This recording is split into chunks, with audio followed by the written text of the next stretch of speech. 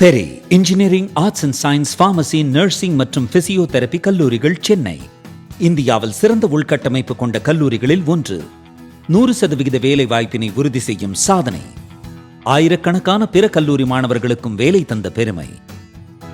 பெரி, எங்கள் கண்களில் உங்கள் கனவுகள்.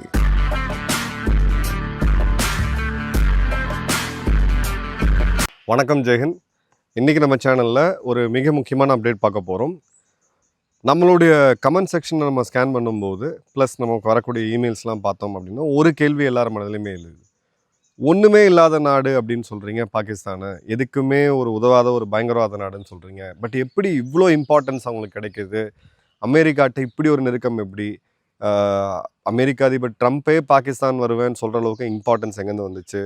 இந்த 2 நாடுகளுக்கு நடுவில் தான், அமெரிக்காவுக்கும் ஈரானும் நடுவில் மத்தியஸ்தம் பண்ணுற அளவுக்கு இவங்க எப்படி பெரிய ஆளானாங்க? இதுதான் இருக்கக்கூடிய கேள்வி. இப்போது ரொம்ப மிக முக்கியமாக கொஞ்சம் பேக்ரவுண்டையும் நம்ம பார்க்கணும். டேர்னிங் பாயிண்ட் அப்படின்றத விட பாகிஸ்தான் இப்போ என்ன பண்ணிக்கிட்டு இருக்காங்க, ட்ரம்ப்புக்கு இவ்வளோ நெருக்கமாக எப்படி இருக்கிறாங்கன்றதை ஒரு ஃபுல்லாக டீட்டெயிலாக பார்ப்போம். 14 ஏப்ரல் தமிழ் வருடப்பிறப்பு அன்னைக்கு பாகிஸ்தானுடைய ஸ்டேட் பேங்க், அவங்களுடைய சென்ட்ரல் பேங்க் வந்து ஒரு சர்க்குலரை கொடுக்குறாங்க. பிபிஆர்டி சர்க்குலர் லெட்டர் நம்பர் 10 ஆஃப் 2026 அப்படின்றது.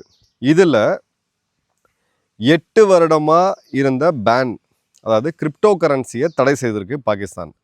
அந்த தடையை, 8 வருஷமாக இருந்த தடையை இப்போ நீக்கிறாங்க. இது வந்து ஏதோ சாதாரண நிகழ்வு அப்படின்னு நினைக்காதீங்க. ஏன்னா இந்தியாவில் இருக்கக்கூடிய பல பேர் கிரிப்டோ கரன்சியை ட்ரேட் பண்ணுறாங்க, டீல் பண்ணிகிட்ருக்காங்க, எல்லாம் பண்ணிகிட்ருக்காங்க. பட் கவர்மெண்ட் அப்ரூவ் பண்ணதா அப்படின்னு பார்த்தீங்கன்னா கண்டிப்பாக கிடையாது. நாளை கிரிப்டோவில் இன்வெஸ்ட் பண்ணி உங்களுக்கு லாஸ் ஆச்சு, இல்லை அது வந்து அந்த கிரிப்டோ ஏதோ ஒரு இடத்துல ப்ராப்ளம் வருது அப்படின்னா நீங்கள் போய் கவர்மெண்ட்டிட்ட எந்த கம்ப்ளைண்ட்டுமே பண்ண முடியாது. ஈவன் சைபர் கிரைம்லேயுமே உங்களுடைய கூகுள் பேலேயோ இல்லை உங்கள் அக்கௌண்ட்லேயோ ஏதோ ஒரு இடத்துல களவாடப்படுது, பணம் திருடப்படுது அப்படின்னா நீங்கள் போய் இப்போ அரசாங்கத்துக்கிட்ட சைபர் போலீஸ்கிட்ட கம்ப்ளைண்ட் கொடுக்கலாம். ஆனால் நீங்கள் கிரிப்டோ கரன்சி காணாமல் போச்சுன்னு கொடுத்தீங்கன்னா அவங்க கம்ப்ளைண்ட் ஏற்க மாட்டாங்க. ஏன்னா கிரிப்டோ கரன்சி இந்தியாவில் இன்னும் லீகலைஸ் பண்ணப்படலை. இதே சுச்சுவேஷனில் தான் பாகிஸ்தான் இருந்துச்சு. ஸோ இந்த ரெகுலேட்டரி அட்ஜஸ்ட்மெண்ட் அப்படின்றது ஜஸ்ட் லைக் தட் நடக்கலை. ஏன்னா அசீம் முனீருக்கு மிக நெருக்கமாக இருந்தது அப்படின்னு பார்த்தீங்கன்னா சென்காமோடைய முன்னாள் படை தளபதி மைக்கேல் குரில்லா. இவருடைய மைக்கேல் குரில்லாவுடைய ரிட்டையர்மெண்ட் அப்போ தான் அசீம் முனீருக்கு அந்த அழைப்பு விடுக்கப்படுது. அதன் பிறகு இவனுக்கு ட்ரம்ப்போடைய ஃபர்ஸ்ட் ஃபேமிலி கிட்ட போகிறதுக்கு ஒரு ஒரு என்ட்ரி வந்து கிடைக்கிது. ஸோ ட்ரம்ப்போடைய குடும்பம் இப்போது குறிப்பாக அவருடைய மகன், மருமகன் எல்லாருமே கிரிப்டோ வெஞ்சர்ஸில் மிகப்பெரிய லெவலில் இன்வால்வ் ஆகியிருக்காங்க. ஸோ அமெரிக்காவுடைய கிரிப்டோ வெஞ்சர் அப்படின்றது இப்போது அடுத்தடுத்த நாடுகளில் அந்த மார்க்கெட்ஸ் வந்து ஓப்பன் பண்ணிகிட்டு இருக்காங்க. ஸோ கிளியர் கட்டாக இப்போ இந்த பேங்க் வந்து என்ன சொல்கிறாங்க அப்படின்னு பார்த்தீங்கன்னா, இந்த சர்க்குலர் படி பாகிஸ்தானில் இருக்கக்கூடிய வங்கிகள் விஏஎஸ்பி அப்படின்னு சொல்லக்கூடிய விர்ச்சுவல் அசெட் சர்வீஸ் ப்ரொவைடர் அப்படின்றத ஓப்பன் பண்ணலாம் அப்படின்னு சொல்லிட்டு அதுக்கு ஒரு லைசன்சிங் கண்டிஷன்ஸையும் வச்சுருக்கிறாங்க. ஆனால் இது என்ன நடக்குதுன்னு பார்த்தீங்கன்னா, பேங்க் நேரடியாக இன்வெஸ்ட் பண்ணுறதோ, ட்ரேட் பண்ணுறதோ, இல்லை கிரிப்டோவை ஹோல்ட் பண்ணுறதோ பண்ண முடியாது. இல்லை கஸ்டமர்கிட்ட அவங்க வாங்குகிற டெபாசிட்டையுமே கிரிப்டோவில் முதலீடு பண்ண முடியாது. ஸோ என்ன கிளியராக இது ஓப்பன் ஆகிருக்கு அப்படின்னா, ட்ரம்ப்போடைய குடும்ப நிறுவனத்துக்கு ஒரு நாட்டை பிளேட்டில் வச்சு விற்றுருக்குறாங்க அப்படின்றது தான் இதோடைய சிம்பிளான அண்டர்ஸ்டாண்டிங். இப்போது இந்த கிளையண்ட் மணி அக்கௌண்ட்ஸ்ன்னு இருக்கக்கூடிய அக்கௌண்ட் எல்லாமே பாகிஸ்தானுடைய ரூபாய் டாமினேட் ஆனது. இன்ட்ரெஸ்ட் கிடையாது, கேஷ் டெபாசிட்ஸ் இருக்கும். அந்த கம்பெனி ஃபண்ட் அப்படின்றது தனியாக இருக்கும். நீங்கள் வந்து ஒரு லோன் கொலாட்ரல் மாதிரியே வந்து யூஸ் பண்ணிக்கலாம். இப்போது இந்த இடத்துல எந்த விதமான ஒரு கவர்னன்ஸ் சிஸ்டம் இல்லாமல் யார் அக்கௌண்ட் ஓப்பன் பண்ணுறாங்க, அந்த கிரிப்டோ கரன்சி எங்கேருந்து வருதுன்றத எதுவுமே ஒரு ஸ்க்ரூட்டினி இல்லாமல் தங்களுடைய சென்ட்ரல் பேங்க், அதாவது ஸ்டேட் பேங்க், நம்ம இந்தியாவில் ஸ்டேட் பேங்க் எவ்வளோ முக்கியமான வங்கியோ அது மாதிரி அவங்களுடைய ஸ்டேட் வங்கியில் இதை கம்ப்ளீட்டாக ஓப்பன் பண்ணி விட்டுருக்காங்க அப்படின்றத பார்க்குறோம். ஸோ இது எங்கேருந்து துவங்குது அப்படின்னா, மே 2025 ஆப்ரேஷன் சிந்தூர் நடந்துட்டு இருக்கும்போது பாகிஸ்தான் கிரிப்டோ கவுன்சில் அப்படின்றத இவங்க உருவாக்குறாங்க, பிசிசி அப்படின்ட்டு. இதுக்கு சேர்மனாக பிலால் பின் சாக்கிப் அப்படின்ற ஒரு பாகிஸ்தான் என்ஆர்ஐயை உள்ளே கொண்டு வராங்க. அதுக்கு முன்னாடி பார்த்தீங்க அப்படின்னா மார்ச் 2025 பஹல்காமுக்கு முன்னாடி Pakistan virtual assets regulating authority அப்படின்னு சொல்லி பிவிஏஆர்ஏ அப்படின்ற ஒரு அமைப்பை உள்ளே கொண்டு வராங்க. இப்போ நமக்கு பேங்கிங்கில் யார் இந்தியாவுடைய வங்கிகளை கண்காணிக்கிறா அப்படின்னு பார்த்தீங்கன்னா அதுக்கு ஆர்பிஐ இருக்குது. ஆர்பிஐ என்ன வரைமுறை சொல்கிறாங்களோ அதுக்கு உட்பட்டு தான் பேங்க் நடக்கணும். தனிநபராக இருந்தாலும் சரி, நிறுவனங்களாக இருந்தாலும் சரி, அந்த பேங்க் அதை வயலேட் பண்ணும்போது ஆர்பிஐ வந்து கைடில் அதாவது கவர்ன் பண்ணும் அது. அதே மாதிரி ஒரு புது அமைப்பை வந்து இவங்க உருவாக்குறாங்க. அதன் பிறகு மே 2025 ஜக்காரி விட்காஃப். ஜக்காரி விட்காஃப் வந்து யார் அப்படின்னு பார்த்தீங்கன்னா ஸ்டீவ் விட்காஃபோடைய மகன். ஸ்டீவ் விட்காஃப் அமெரிக்காவுடைய ட்ரம்ப்போடைய நெருங்கிய நண்பர் மற்றும் ரியல் எஸ்டேட் பார்ட்னர். இன்னைக்கு வளைகுடால நடக்கக்கூடிய எல்லா நெகோசியேஷனையும் ஸ்டீவ் விட்காஃப் தான் பண்ணிட்டு இருக்காப்புல. ஸ்டீவ் விட்காஃபோடைய பையன் ஜக்காரி விட்காஃப் வந்து இஸ்லாமாபாத் வந்து போகிறான். அவனுக்கு 2 பேர், அதாவது ஒரு பிஸ்னஸ்மேனோட பையன் போகிறான், இன்னொரு பிஸ்னஸ்மேன் போகிறான். அவனை வரவேற்று அந்த உடனே அந்த புரிந்துணர்வு ஒப்பந்தத்தை போட்டது யார் அப்படின்னு பார்த்தீங்கன்னா இவங்க மேயர் ஷபாஸ் ஷெரீஃபும் இந்த அசீம் முனீரும் சேர்ந்து.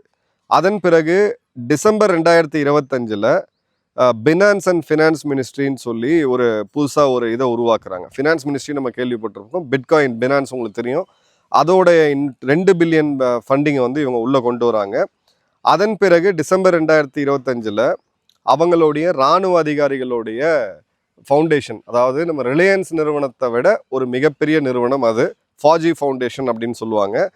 ஃபாஜி ஃபவுண்டேஷனும் பினான்ஸும், ஃபாஜி ஃபவுண்டேஷன்றது ஒரு ரெஜிஸ்டர்ட் சொசைட்டி, அதுவும் பினான்ஸும் ஒரு ஒப்பந்தம் போடுறாங்க.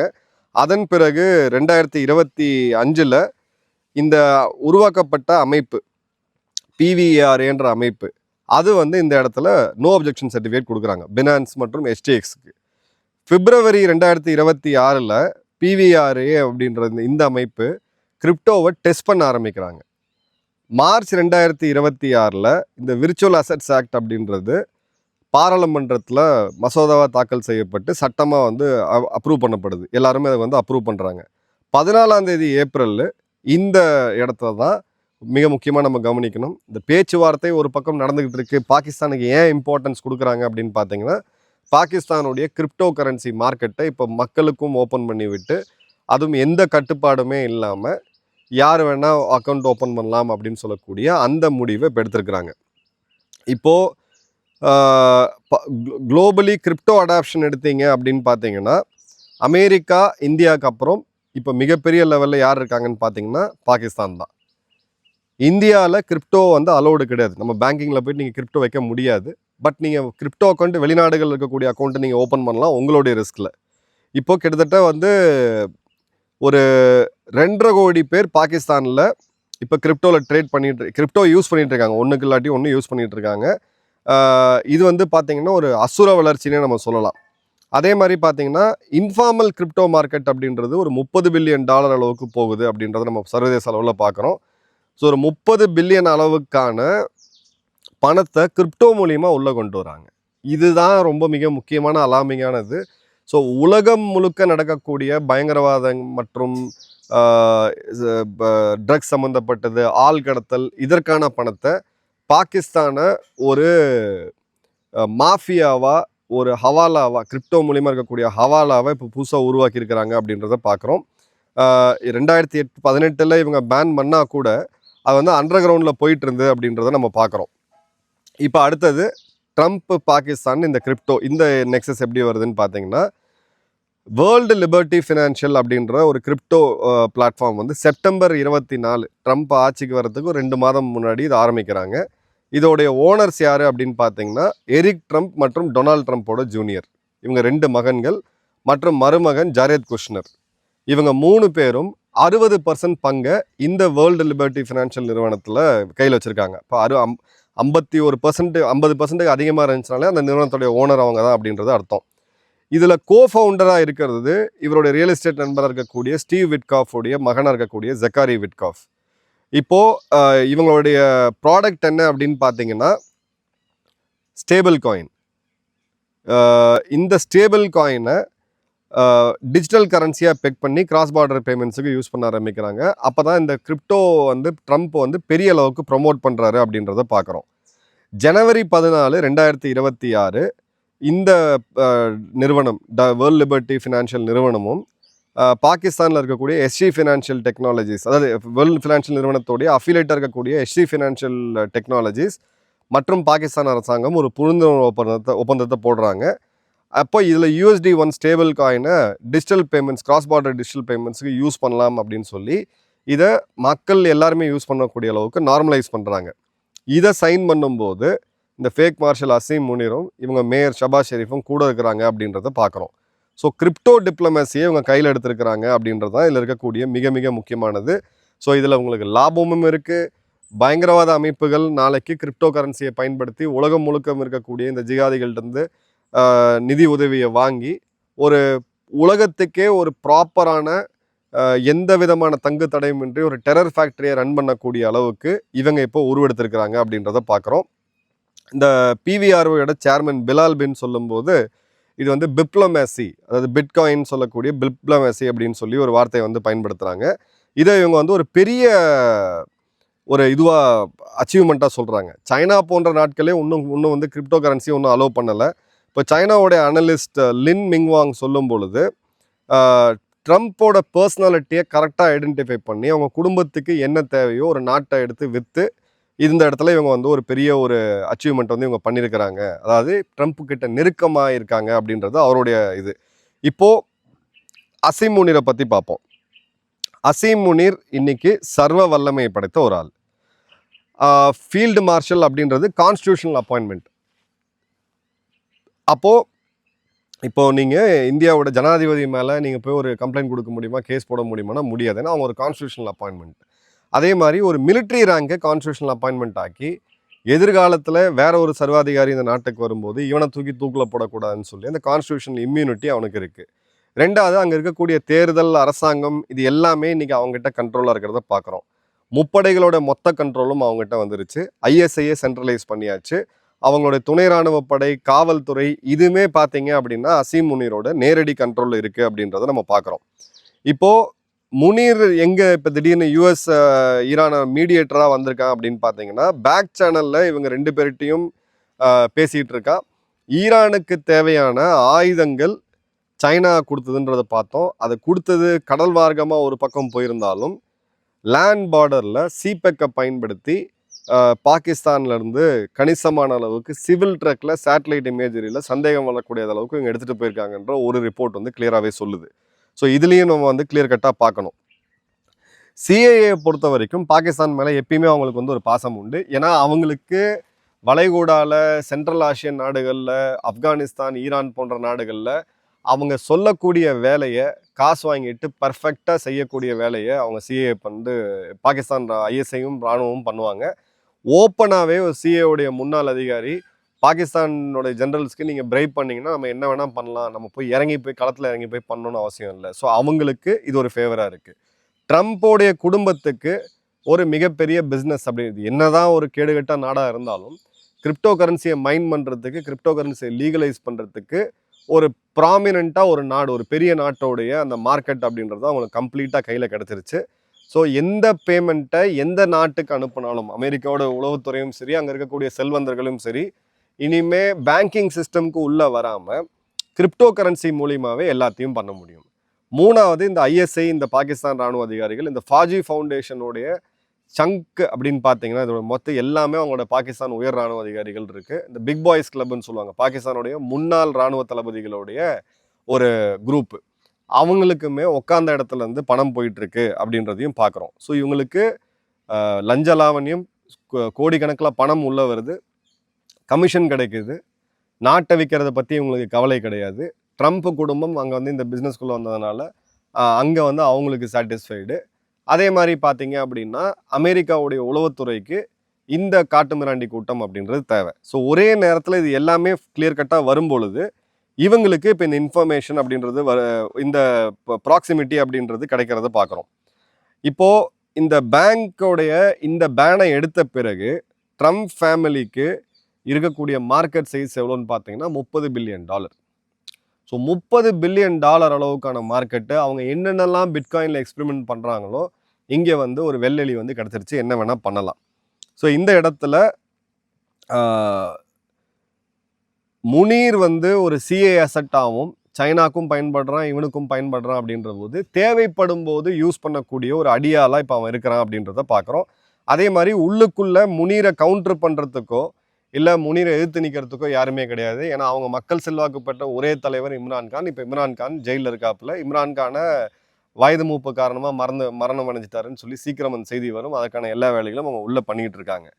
இப்போ இந்த ஃபாஜி ஃபவுண்டேஷன் உள்ளே எடுத்துகிட்டு வருவோம். ஃபாஜி ஃபவுண்டேஷனுடைய துவக்கம் அப்படின்றது 1950. இதோடைய ஆனுவல் டிவிடெண்ட் அப்படின்னு எடுத்தீங்கன்னா கிட்டத்தட்ட $30 பில்லியன் அதிகமான ஒரு இது இருக்குது. ஸோ இவங்களோட ஹோல்டிங் எடுத்திங்கன்னா எனர்ஜி, ஃபினான்ஷியல் சர்வீசஸ்ஸு, வட்டிக்கு விடுறது, பேங்க்கு, ஃபுட் ப்ரொடக்ஷனு, கார்ன்ஃப்ளேக்ஸில் ஆரம்பித்து எல்லாமே, அக்ரிகல்ச்சரில், இன்ஃப்ராஸ்ட்ரக்சரில், ஒரு 1800 அதிகமான பெட் உள்ள ஹாஸ்பிட்டல்ஸு, 128 எஜுகேஷனல் இன்ஸ்டிடியூஷன்ஸு, இந்த மாதிரி தமிழ் படத்தில் வரும் பாருங்கள், எல்லாமே பார்த்தீங்கன்னா ஒரே பேர்லேயே இருந்துக்கிட்டே இருக்கும். சுடுகாடு உட்பட எல்லாத்தையுமே மேனேஜ் பண்ணுறது இவங்க தான்.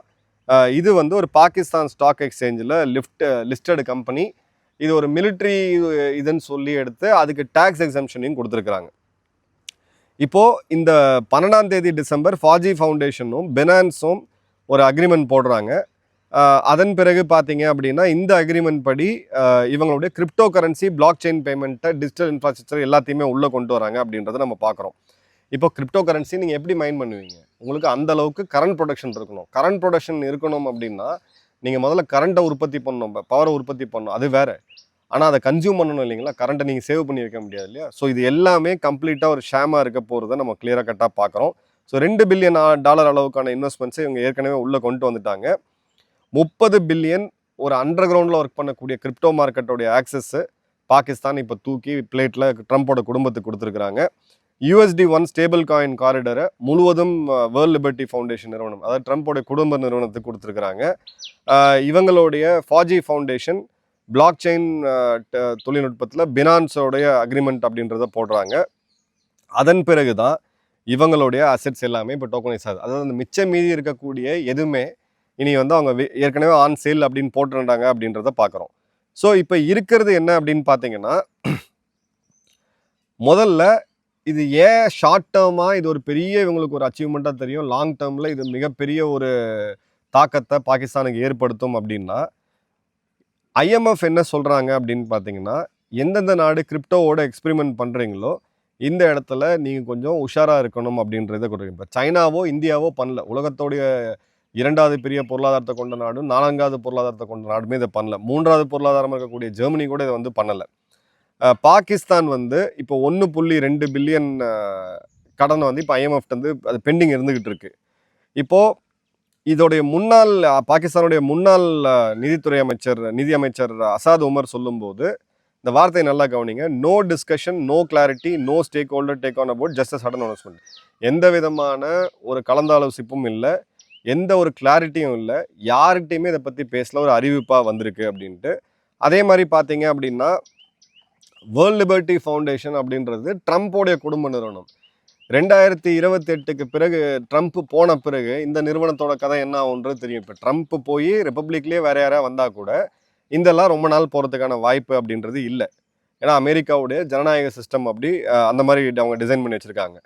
அதே மாதிரி FATF ஃபினான்ஷியல் ஆக்ஷன் டாஸ்க் ஃபோர்ஸோடைய ப்ரெஷர்லேருந்து இவங்க வெளியில் வரணும் அப்படின்னா, அப்போ அவங்க என்ன போய் ஆடிட் பண்ணுறாங்க, பாகிஸ்தானோட வங்கிகளில் இந்த பயங்கரவாதிகள் என்னென்ன அக்கௌண்ட் வச்சுருக்கிறாங்க, எங்கேருந்து பணம் வருதுன்னு சொல்லி தான் நம்ம கிரே லிஸ்ட்டில் கொண்டு போகணும்.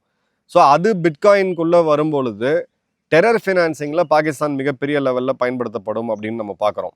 அதே மாதிரி பார்த்தீங்கன்னா ஏற்கனவே கடன் உலகத்திலே அதிகமாக வாங்கின நாடு, டேக்ஸ் பேஸ் அந்த அளவுக்கு பெரிய லெவலில் எதுவுமே கிடையாது. ஏன்னா விவசாயிகள் மேலே டேக்ஸ் இல்லாமல் இருந்துச்சு, அதையும் போட்டாங்க. இனி வந்து அங்கே இருக்கக்கூடிய பிச்சைக்காரர்கள் மீது டேக்ஸ் போட்டால் மட்டும்தான் வாய்ப்பு உண்டு. அதே மாதிரி பார்த்தீங்க அப்படின்னா இன்ஃப்ளேஷன் ரொம்ப அதிகமாக இருக்குது. இப்போ கிரிப்டோவை கொண்டு போய் உங்கள் எக்கனாமியோட லிங்க் பண்ணீங்க, நாளைக்கு கிரிப்டோடைய விலை வீழ்ந்துச்சு அப்படின்னா பாகிஸ்தான் தானாகவே குழி தோண்டி போய் உள்ள படுத்துக்கக்கூடிய ஒரு சூழ்நிலை தான் வந்து உருவாக்கும் அப்படின்றத பார்க்குறோம். அதே மாதிரி பார்த்தீங்க அப்படின்னா சாங்பெங் ஜோ வந்து யார் அப்படின்னு பார்த்தீங்கன்னா அமெரிக்காவால் AML வயலேஷனுக்காக ஜெயிலில் போடப்பட்ட ஆள், சைனா வெளியேற்றிய ஒரு ஆள், கிரிப்டோ கரன்சியில் நிறையா மோசடி பண்ணாருன்ட்டு. அவன் தான் இப்போ அந்த சாங்பெங் ஜோ தான் பாகிஸ்தானுடைய கிரிப்டோ கவுன்சிலோடைய அட்வைசர். ஸோ ஒரு திருடனை கொண்டு வந்து சொந்த நாட்டிலேருந்து வெளியேற்றப்பட்ட அமெரிக்காவில் தண்டிக்கப்பட்ட ஒரு ஆளை கொண்டு வந்து, ஒரு ஸ்கேமில் மாட்டின ஆளை கொண்டு வந்து இவங்க அட்வைசராக வச்சுருக்கிறாங்க அப்படின்றத பார்க்குறோம். இப்போது இந்த பிட்காயினுக்கு மைன் பண்ணுறதுக்கு உங்களுக்கு எலக்ட்ரிசிட்டி அப்படின்றது தேவை. இப்போ 2000 மெகாவாட் சர்ப்ளஸ் எலக்ட்ரிசிட்டியை இவங்க வந்து பிட்காயின்காக ஒதுக்கியிருக்கிறாங்க. ஸோ இந்த இடத்துல காமெடி என்ன அப்படின்னு பார்த்தீங்கன்னா, அந்த மின்சாரத்தை உற்பத்தி பண்ணி நீங்கள் எங்கே செலவு பண்ணுவீங்க அப்படின்றதுக்கு. அப்போ மின்சாரம் உங்ககிட்ட சர்ப்ளஸாக இருந்ததுன்னா, மக்களுக்கு வந்து ஒரு 200 யூனிட்டாவது நீங்கள் இலவசமாக கொடுக்கணும். இப்போ மின்சார கட்டணம் ஒரு யூனிட் வந்து ரீட்டெயிலில் பார்த்தீங்க, அதாவது கமர்ஷியல் யூனிட் பார்த்தீங்கன்னா கிட்டத்தட்ட பாகிஸ்தானோட ரூபாய் மதிப்புப்படி 36லேருந்து 56 ரூபா. ரெசிடென்ஷியல் எடுத்திங்கன்னா ஆல்மோஸ்ட் 25 ரூபாய்க்கு மேலே போயிருச்சு. ஸோ இது கம்ப்ளீட்டாக ஒரு கொலாப்ஸ் ஆகக்கூடியது. ஷார்ட் டேர்மில் இவங்க வந்து ஒரு பெரிய ஒரு டிப்ளமசி பண்ணுறேன் அப்படின்னு சொல்லிட்டு நாட்டை இனிமேல் எந்திரிக்கவே முடியாத அளவுக்கு கொண்டு போய் ஒரு இடத்துல விட்டுருக்காங்க அப்படின்றதா இதில் இருக்கக்கூடிய உள்ளே இருக்கக்கூடிய சப்ஜெக்ட். இப்போது இந்தியா இந்த மாதிரி வேலையை பண்ணணுமா? ட்ரம்ப்போடைய குடும்பத்துக்கு நம்மளுடைய நாட்டை விற்று அவங்க ட்ரம்ப்போடைய பர்சனல் ஈகோவை சாட்டிஸ்ஃபை பண்ணி அவங்களுடைய மகன்கள் மருமகன்களை வர வச்சு இங்கே ஒரு பெரிய வரவேற்பு கொடுத்து இந்தியாவில் நீ என்ன வேணால் பண்ணிக்கப்பான்னு நம்ம பண்ண முடியுமானா நமக்கு பண்ணணும் தேவையும் கிடையாது. அந்த மாதிரி ஒரு தரங்கட்டு போன நாடும் நம்ம நாடு கிடையாது. ஸோ இந்த ஒரு ப்ராக்சிமிட்டி தான், இந்த ஒரு கேம் தான் பாகிஸ்தானை இப்போ ட்ரம்ப் கிட்ட நெருங்கி எடுத்துகிட்டு போயிருக்கு. பட் ட்ரம்ப் வந்து கிளியர் கட்டான ஒரு பிஸ்னஸ் மேன். குடுக்கல் வாங்கல் முடிஞ்சது. நாளைக்கு ஈரான் பிரச்சனை முடிஞ்ச பிறகு பாகிஸ்தான் தேவை கிடையாது அமெரிக்காவுக்கு. இவங்க எங்கே போய் முடிகிறாங்கன்றதை காலம் நிச்சயம் பதில் சொல்லும். நன்றி, வணக்கம், ஜெயஹிந்த்.